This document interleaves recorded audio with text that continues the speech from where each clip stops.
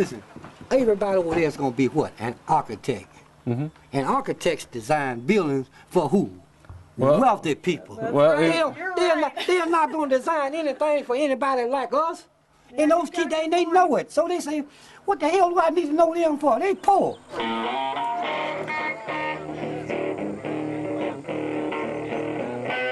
There's not one of us who would let one of our children spend a week there, much less grow up in conditions like that. We wouldn't do it. We just wouldn't allow it to happen. But yet, for some reason, we continue to look the other way. The reality check is that the world is not going to look like Dubai. It's going to look like Lagos, Nigeria, right? And when we're spending most of our education teaching most of the architects to design some god-awful, horrible building in the middle of the desert, when they should actually be designing, adequate and affordable housing for 90% of the planet, there's a big disconnect.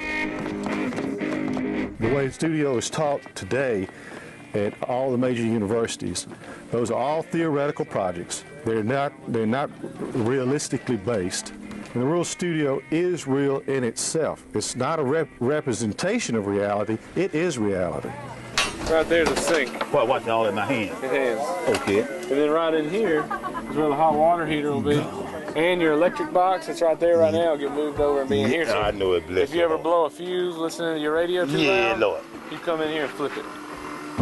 That's it. I don't believe that architecture is about making a better world.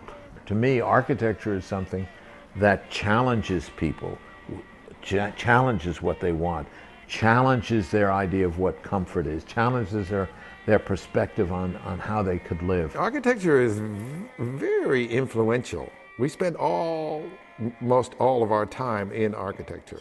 We have the responsibility to use our skills to make people's lives better, and not just the rich people that hire us to do stuff, but everybody's. I get some criticism that I'm taking advantage of poor folks. They can criticize all they want. Come on down. You can come on down and see. And if you, I guarantee you, nobody leaves there without a smile on their face. Sambo dying was such a shock to us all.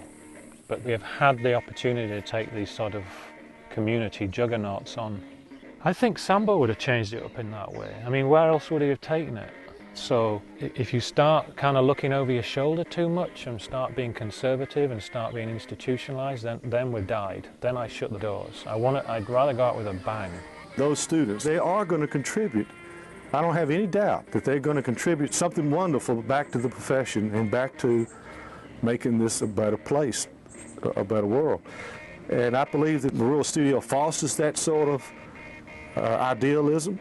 And once you go to the Rural Studio and you get a chance to experience not only designing it on paper, but getting it built and have the pleasure of people coming in and really admiring what you've done and are appreciative of what you've done, that's a great feeling. And you can't replace it. And once you've had that, you're a snake bit after that. I mean, the passion's going to be there, and it may stay latent for a while. It may be 20 years before we hear from these students, but it'll come back.